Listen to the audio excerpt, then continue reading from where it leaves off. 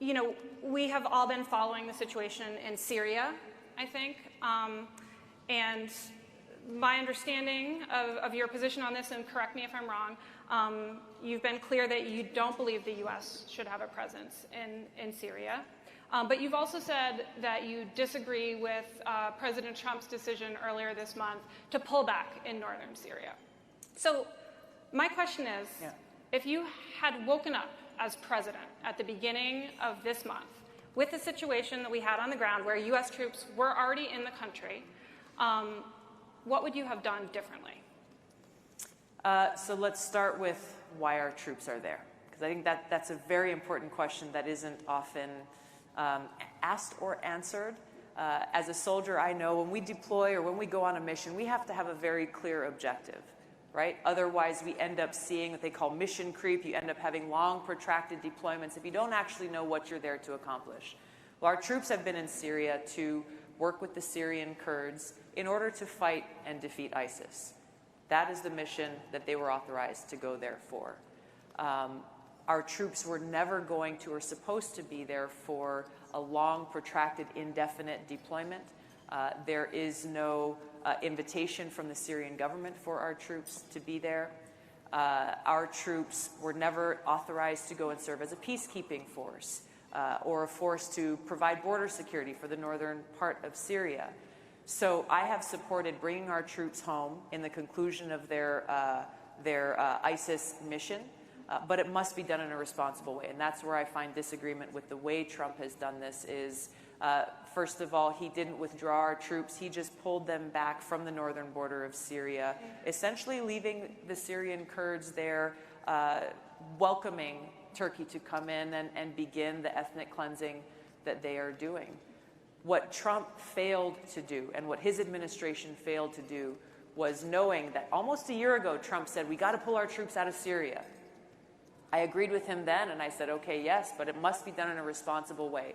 What Trump should have done, what I would have done as president, was help support their efforts, which they were trying to undertake in negotiating and reconciling with the Syrian government and their allies in the region to ensure they could form that common defense of the northern border of Syria against the Turkish invasion that they and we and everyone knew was always going to happen.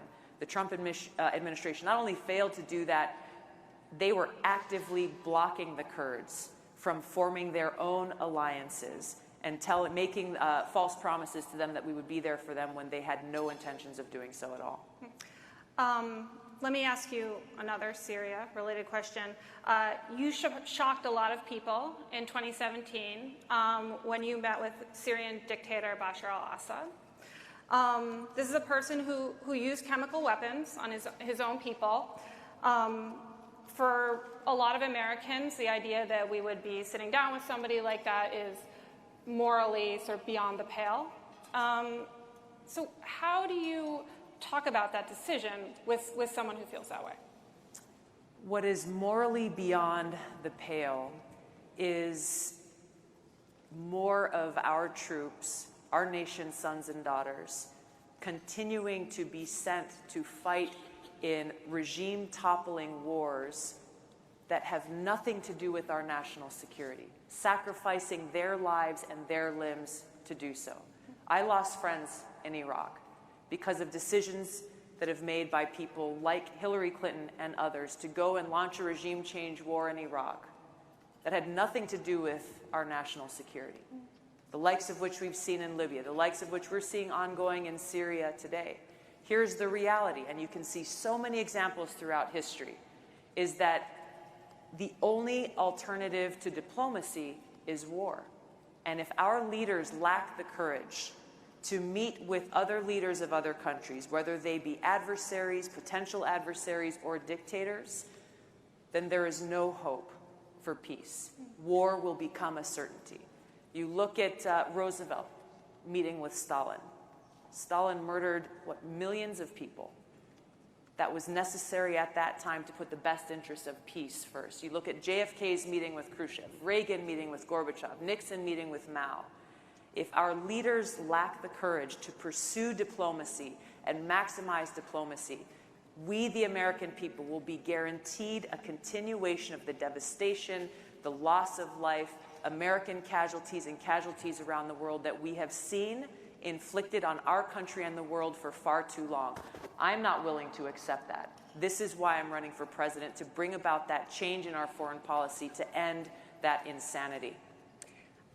Obviously, your service has had a huge impact on your foreign policy and how you see the world. Is there a specific moment or decision during one of your 2 tours that really stands out for you? Yeah, you know, I was deployed to Iraq in 2005. It was during the height of the war. I served in a field medical unit, and every single day we were confronted with the terribly high human cost of war. The very first task that I had every day, my job was to provide medical support, logistics support, and operational support to our medics and doctors and all of our field units that were out there. And the first thing that I started my day with was going through a list of every single American casualty and injury that had occurred the day before, in the previous 24 hours. And I had to go through this list name by name, looking to see if there were any soldiers from our brigade who had been hurt. We had almost 3,000 soldiers there from Hawaii and across the Pacific, and I needed to see if they were hurt. Were they getting the care they needed? Were they able to get the care they needed in country? Did I need to make sure they were evacuated as quickly as possible, make sure the command and everyone who needed to know knew what was going on? But heart-wrenching every single day, knowing that these were our brothers and sisters and their loved ones back home, the anxiety and the stress that they feel. And for those who would go home with both visible and invisible wounds, this cost of war would be something that would stick with them forever. I want to ask you one more question related to the news. Sure. You know, obviously the other big news in Washington is the impeachment investigation. You were one of the last Democrats to back that. How are you feeling about that decision now? What's your current stance? I have long been concerned that pursuing impeachment, especially driven by partisan reasons, is really, really bad for the country. You know, our country is already so divided. Last night I was talking with a college student at Grinnell College, and he was talking about how his uncle and his cousin, they don't even speak anymore because of political differences. And pursuing impeachment purely on partisan differences would be extremely divisive for an already divided country. I looked carefully at the information that was released about President Trump's conversation with the Ukraine president, the whistleblower complaint, the information that was released shortly thereafter, and was very concerned about what I read and understood that we as the American people need to get to the bottom of this, and that there needs to be a transparent and narrowly focused inquiry to be able to determine what should happen next. So supporting that inquiry, but remain concerned about really the lack of transparency that we've seen so far. A lot of the meetings have been held behind closed doors, and if you're not on those committees, then you're not really getting the information that you need, both to be able to represent your constituents, but ultimately to be able to make a decision. And I think that is has the potential to undermine the integrity of what should be a nonpartisan investigation. Interesting. So I want to also touch on the debates. Your campaign did not qualify for the September debate. You were back on the stage in October debate. That was 1 week ago. Was it only a week? 1 week ago tonight. That's what this news cycle is doing to us. No kidding. And then upcoming is the November debates. The bar for getting in those debates is higher. The qualifications have become more difficult. Your campaign hasn't yet qualified. What will it mean for your campaign going forward if you don't appear in November? I have always said debates or no debates, our campaign is driving full speed ahead.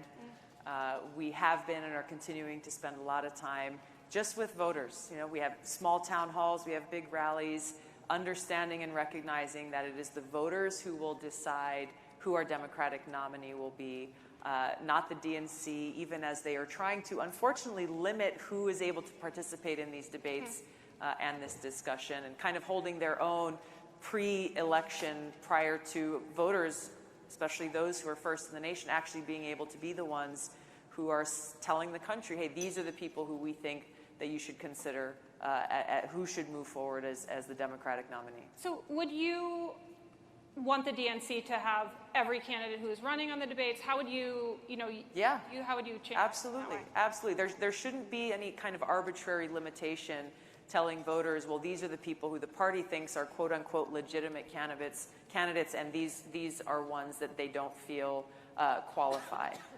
Someone reminded me the other day that at this point in his campaign, Jimmy Carter was polling at 1%. 1%.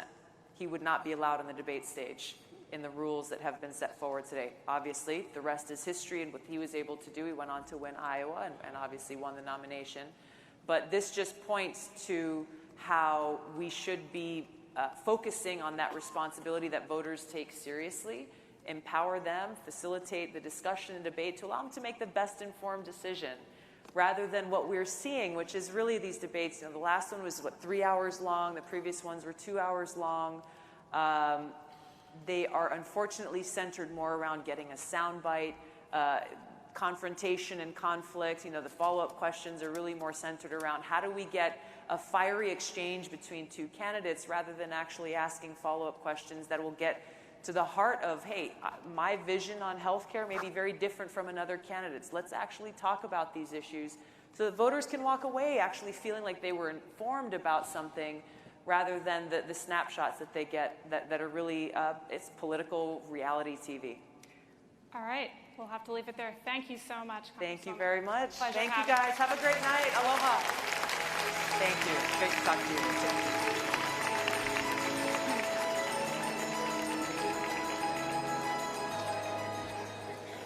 Hi again, everybody. I think you can say a lot of things about our program this year, but one thing you cannot say is that it is boring. So we